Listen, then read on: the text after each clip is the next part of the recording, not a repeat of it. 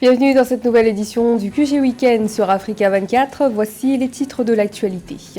Les femmes juges souhaitent promouvoir les droits des femmes et leur protection contre les pratiques culturelles et traditionnelles qui leur sont préjudiciables. Une cause sur laquelle le président ghanéen s'est exprimé lors de la cérémonie d'ouverture de la conférence régionale africaine de l'Association internationale des femmes juges le 13 mai. De nouvelles perspectives économiques entre le Togo et la Barbade. La coopération bilatérale entre les deux pays s'est renforcée après une session de travail pour déterminer les potentiels domaines d'investissement tels que l'agriculture, l'élevage ou encore le développement rural pour la croissance mutuelle des deux pays. La Guinée sur les traces du numérique. Le pays souhaite promouvoir l'innovation et les nouvelles technologies dans plusieurs secteurs grâce à la transformation numérique. L'objectif étant de favoriser la croissance économique du pays. Les détails dans ce journal.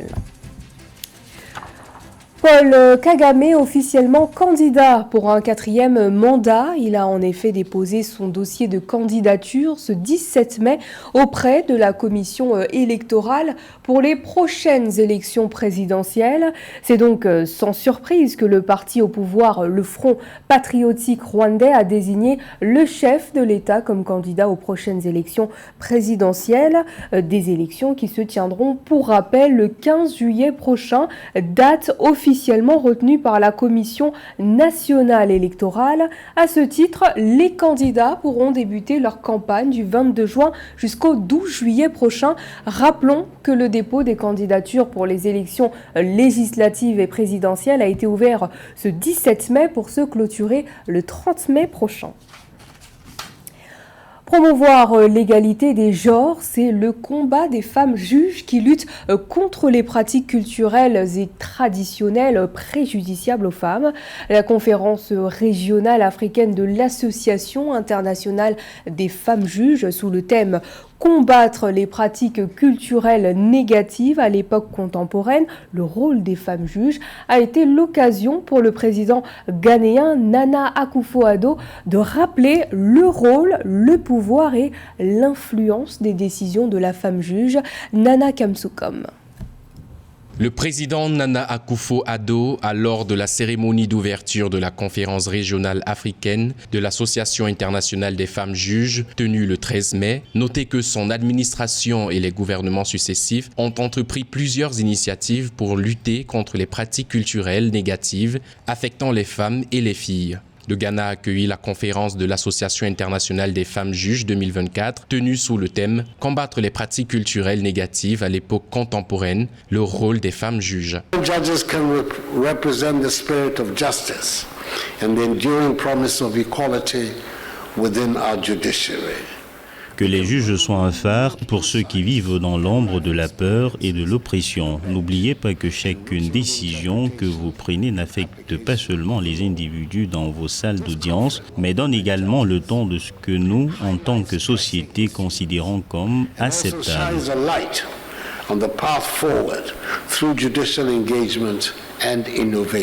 Le mandat principal de cette association de femmes juges en Afrique est, entre autres, de promouvoir les femmes juges et de leur donner les moyens d'agir pour aider à déraciner les préjugés sexistes, à mettre fin aux lois discriminatoires, à faire progresser les tribunaux sensibles aux questions de genre et à promouvoir les droits de l'homme pour tous. Elles partagent également leur expérience, leurs connaissances et leur approche fondée sur le droit, pour relever des défis tels que la cyberintimidation des enfants, les croyances culturelles et la lutte contre les délits sexuels, la pauvreté et l'accès à la justice, entre autres. Alors que nous marchons vers l'avenir, imaginons un continent où la loi ne se contente pas de punir, mais éduque et réforme. Un avenir où nos filles seront jugées, non pas en fonction de leur conformité à des coutumes dépassées, mais en fonction de leur potentiel à diriger et à innover. Au fil des ans, l'Afrique s'est distinguée par des taux élevés de violence et de discrimination fondés sur le sexe à l'égard des jeunes filles et des femmes. Une situation que le pouvoir judiciaire en Afrique cherche à changer. Les femmes juges qui se sont exprimées ont donc plaidé pour que la loi soit appliquée de manière à envoyer un signal contre toute forme d'exploitation, servant par la promotion des droits de l'homme et la protection des femmes contre les pratiques culturelles et traditionnelles préjudiciables. Dans le reste de l'actualité, le soutien financier de la Banque arabe pour le développement économique en Afrique à la Banque africaine de développement dans la promotion de méthodes de cuisson propres en Afrique. Un partenariat particulièrement stratégique puisqu'il vise à promouvoir plus largement des pratiques durables et respectueuses de l'environnement. Cheikh Omar Kamara.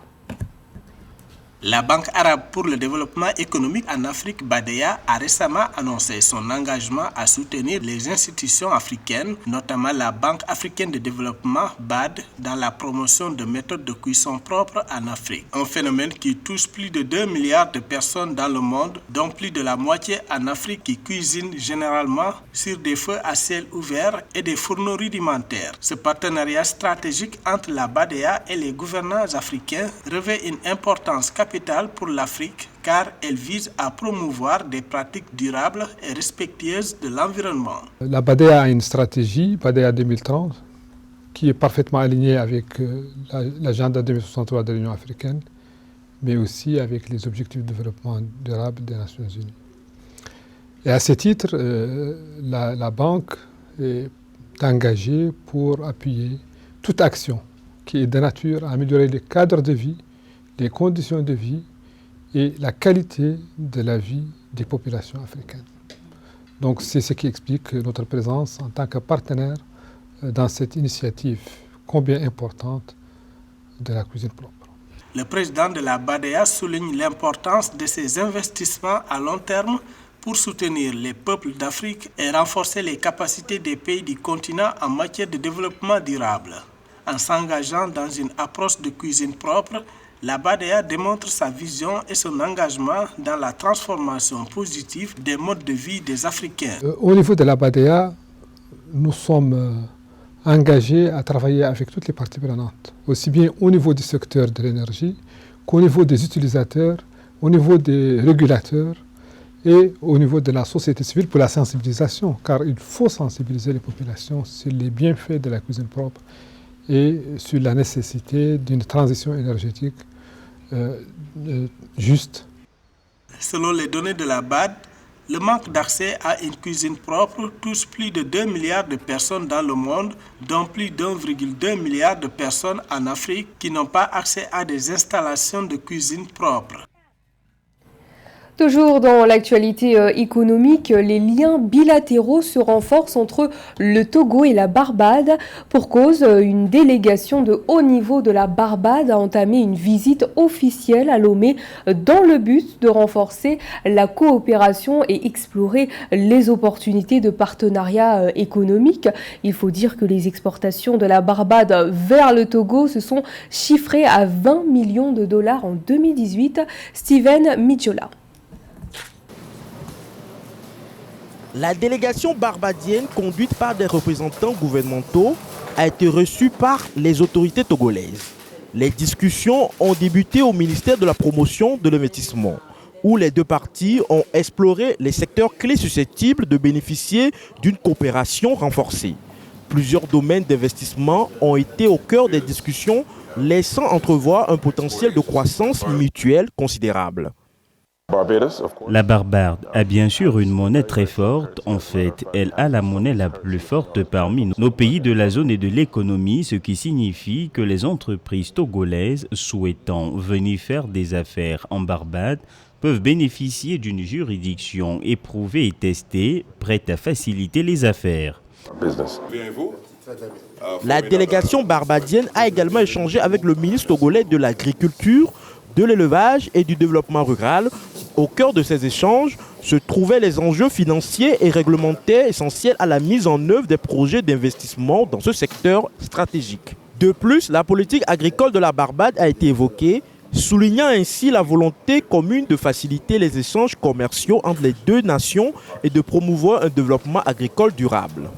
On the issue of agriculture. Sur la question de l'agriculture, lorsque j'ai parlé au ministère togolais de l'agriculture, ils sont intéressés par l'exportation de beaucoup de leurs biens et produits vers la Barbade et la raison pour laquelle je pense que cela trouvera un écho auprès de notre population est que nous abordons la question de la sécurité alimentaire.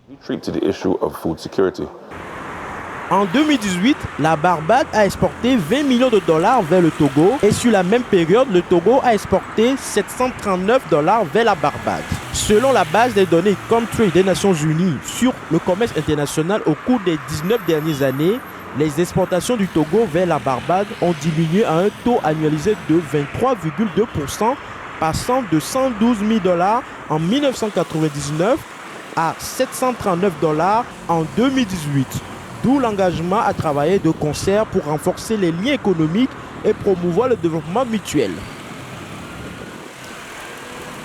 Innovation digitale au service du développement économique en Guinée. L'Agence nationale du service universel des télécommunications et du numérique veut accompagner le pays dans la transformation numérique de plusieurs secteurs tels que la télécommunication, la santé, les transports ou encore l'agriculture. Et c'est dans cette perspective que le Grand Prix en soutaine de la tech et de l'innovation a été lancé ce mercredi à Conakry.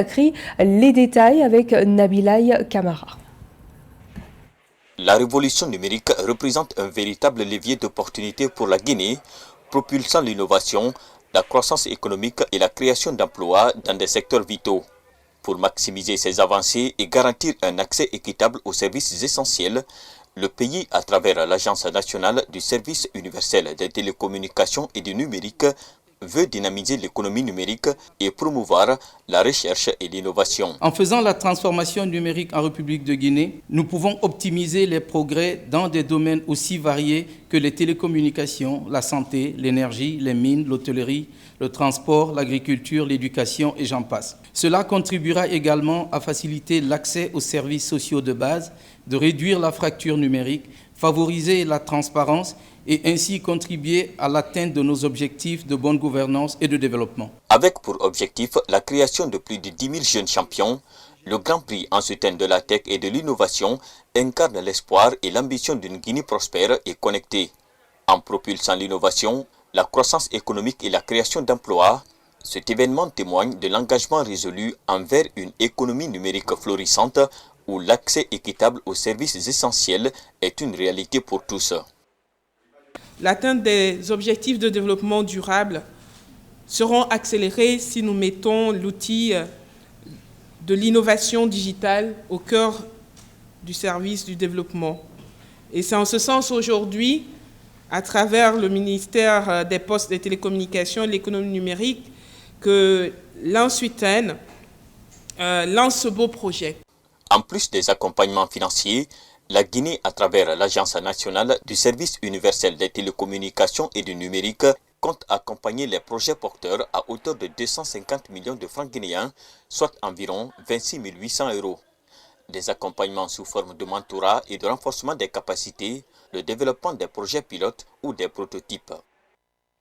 Améliorer l'accès à l'électricité par la construction de barrages hydroélectriques, c'est l'objectif visé par le gouvernement camerounais et pour cause, seulement 60% des Camerounais ont accès à l'électricité. Pour changer la donne, de nouvelles infrastructures énergétiques telles que le barrage de Nachtigal du Cameroun devraient permettre à 2,7 millions de résidents d'avoir accès à l'électricité en 2024 selon la Banque africaine de développement.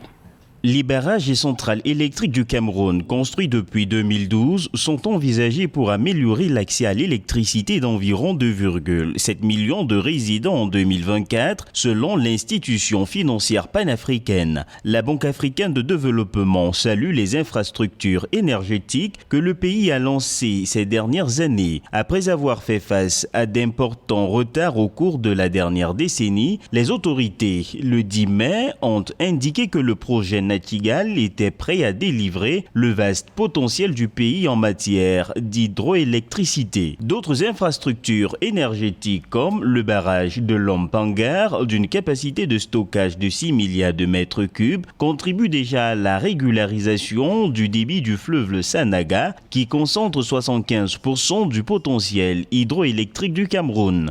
Nachtigal vient corriger d'un palier le déficit actuel de l'offre de l'énergie.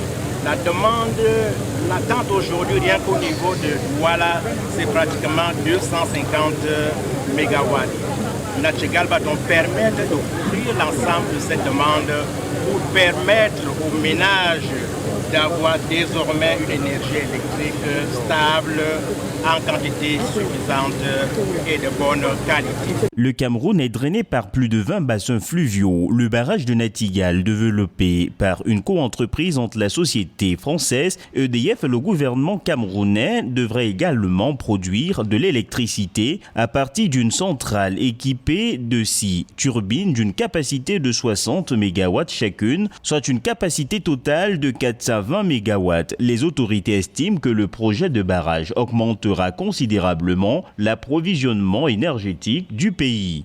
Nachtigal va également permettre à notre industrie d'accélérer son développement. Vous verrez bien, d'ici la fin de l'année 2025, allez voir le taux de croissance de notre économie. Vous allez certainement voir l'impact positif du barrage de Nachtigal. Le barrage de 75 MW de Bini, en construction à Ouara, devrait améliorer l'accès à l'électricité dans les régions du Nord, qui concentrent un tiers de la population du pays. Les autorités affirment également que le barrage de Nachtigal est une source d'énergie sûre, propre et abordable à l'heure où le monde s'efforce de passer à des solutions plus écologiques pour tenter d'atténuer les effets du changement climatique.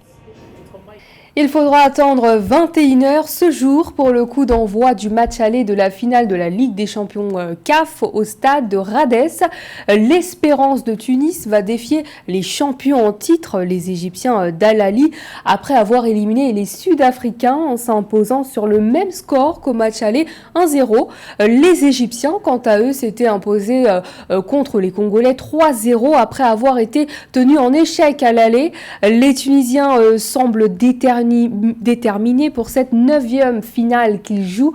Réussiront-ils à renverser les Égyptiens qui jouent leur 17e finale et qui comptent déjà 12 trophées à leur palmarès? Réponse le 25 mai prochain, date du match retour. C'est la fin de ce journal. Merci de votre fidélité. Dans un instant, retrouvez une nouvelle édition de l'actualité sur Africa 24.